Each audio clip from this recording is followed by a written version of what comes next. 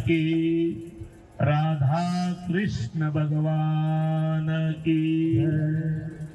इष्टदेव परब्रह्म परमात्मा भगवान श्री हरिની કૃપાથી આ પવિત્ર ભૂમિ ઉપર આ 8મો સમૂહ લગ્ન આ વિસ્તારના ખૂબ ઉત્સાહી આધ્યાત્મિક એવા સમાજ પ્રેમી ધારાસભ્ય શ્રી રમણભાઈ પાટકર દ્વારા આયોજિત આ સમૂહ લગ્નની અંદર ઉપસ્થિત વિવિધ સમાજના આગેવાનો, અધિકારી મિત્રો, દાતાઓ, યજમાનશ્રીઓ, મુખ્ય મહેમાનશ્રીઓ, પૂજ્ય સંતો, પૂજ્ય ભૂદેવો અને લગ્ન ગ્રંથિથી જોડાનારા સૌ નવ દંપતીઓ, ભગવાનની બહુ મોટી કૃપા હોય તો આપણને સારું નેતૃત્વ પ્રાપ્ત થાય. પહેલાના જમાનામાં રાજાઓના રજવાડાઓ હતા, બે પ્રકારના હતા. એક રાજા એવા હતા, ધર્મ પ્રેમી હતા, માનવ પ્રેમી હતા, સમાજ પ્રેમી હતા, રાષ્ટ્ર પ્રેમી હતા. એના રાજમાં કોઈ દુખી ન હોય તેનું સતત નિદર્શન અને ધ્યાન રાખતા. અને એક રાજા એવા પણ હતા કે જે પ્રજાને કનડવામાં કોઈ પણ પ્રકારની ખામી નહોતા. આજે ખૂબ આનંદ સાથે કહી શકાય કે આ 8મો સમૂહ લગ્ન યોજાયેલો છે. લગભગ મને યાદ છે ત્યાં સુધી હું 5 સમૂહ લગ્નની અંદર તો ઉપસ્થિત રહ્યો. લગ્ન ગ્રંથિથી જોડાવું એટલે આપણી ભારતીય સનાતન સંસ્કૃતિ પ્રમાણે જે 18 સંસ્કારો માનવના જીવનના બતાવ્યા છે એમાંનો એક મહત્વનો જીવનનો સંસ્કાર એટલે લગ્ન સંસ્કાર. આજે જે નવ દંપતી લગ્ન ગ્રંથિથી જોડાશે એ જાહેરમાં કહી શકશે કે એ લક્ષ્મી અને નારાયણનું સ્વરૂપ છે.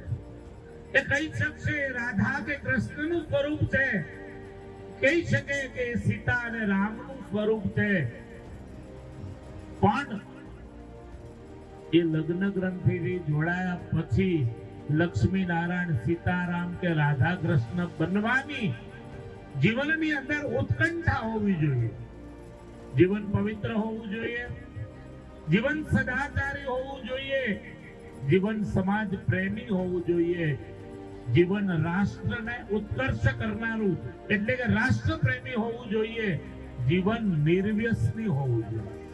તો આપણે કહી શકીએ કે આ લક્ષ્મી અને નારાયણની જોડી છે, આ સીતા અને રામની જોડી છે, આ રાધા અને કૃષ્ણની જોડી છે. એને જે રસ્તાઓ બતાવ્યા છે, આપણા ધર્મશાસ્ત્રોએ જે આદર્શ માર્ગો બતાવ્યા છે, એ માર્ગ ઉપર ચાલવાની ઉત્કંઠા હોવી જોઈએ. આજે જે લગ્ન ગ્રંથિથી જોડાનારા નવ દંપતીઓ છે એમને એ જ કહેવું છે કે આજ સુધી તમારા બંનેને માતા પિતા એક હતા, એક જોડી હતા. ભાઈ છે જે નવરો છે, આદિવાસી ભાષામાં કહું તો એ નવરો છે એના એક માતા પિતા હતા, નવરી છે એના એક માતા પિતા અલગ હતા. પણ આજથી એ સંકલ્પ કરવાનો છે કે આજે અમારા જીવનની અંદર ઓર એક માતા પિતાનું સ્થાન જોડાણું છે. અને માતૃદેવો ભવ, પિતૃદેવો ભવ, એ જે આપણી ભાવના છે. ભાઈ છે, કુંવર છે, વરરાજો છે, એને પોતાના સાસુ સસરાને માતા પિતાનું સ્થાન આપવાનું છે. અને દીકરી જે છે એને પણ પોતાના સાસુ સસરાને માતા પિતાનું સ્થાન આપવાનું છે. દીકરીના ઘરમાં આવવાથી આપણે ત્યાં કહેવત છે કે કોઈ પણ પરિવારની અંદર પહેલા ખોળે જો દીકરી જન્મે તો એમ કહેવાય કે લક્ષ્મીજીનો અવતાર મારે ત્યાં જન્મ્યો. અને હજારો ભારતીય સનાતન સંસ્કૃતિના ઉદાહરણો છે કે દીકરી જો પહેલા ખોળે જન્મે, એ ગરીબ પરિવાર હોય કે સામાન્ય પરિવાર હોય, તો દીકરીના પુણ્યને કારણે એ પવિત્ર પરિવાર ખૂબ સુખી થતો હોય છે. એ જ રીતે આજે સસુર ગ્રહે આવનારી દીકરી એ પોતાનું ભાગ્ય લઈ અને પોતાના સાસરાના પરિવાર સાથે જોડાય છે. એટલે જે એમના સાસુ સસરા છે એમણે એને પોતાના દીકરાની વહુ નહીં પણ પોતાની જ દીકરી તરીકે કન્યા આવી છે અને એને હું દીકરી તરીકે જ રાખીશ, આ ભાવના માતા પિતાઓની પણ હોવી જોઈએ. ભગવાનના ચરણોમાં અમે એ જ પ્રાર્થના કરીએ કે અહીંયા લગ્ન ગ્રંથિથી જોડાયેલો પરિવાર તમે જોઈ શકો છો કે કોઈ એક લગ્ન ગ્રંથિ ઘરે લગ્ન કરે અને જોડાય તો આટલો મોટો સમુદાય એમાં ન આવી શકે. આટલા સંતો, આટલા ભૂદેવો, આટલા દાતાઓ, આટલા યજમાનો એક લગ્ન હોય તો ક્યારેય પણ શક્ય નથી. પણ આજે હજારો ને સંખ્યામાં સંતો, ભૂદેવો, દાતાઓ, યજમાનો ઉપસ્થિત છે. આ મોટામાં મોટું આજે લગ્ન ગ્રંથિથી જોડાનારનું બહુ મોટું એ ભાગ્ય છે.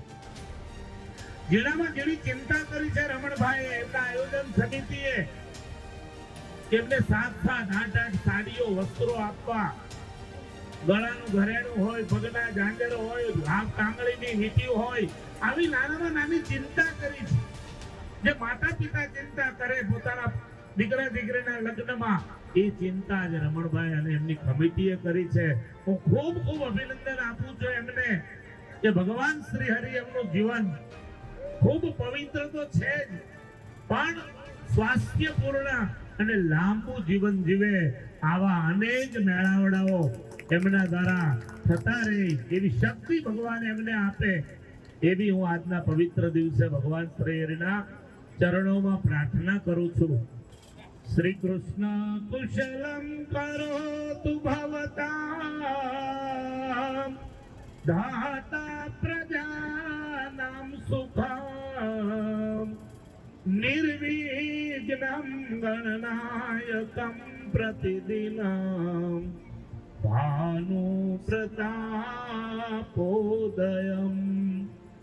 શંભોસ્તે ધન ધાન્ય પુંજમતુલમ दुर्गारिनाशं सदा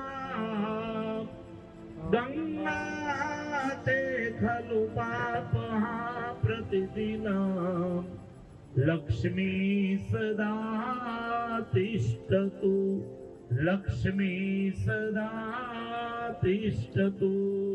बोलिए स्वामीनारायण भगवान की जय.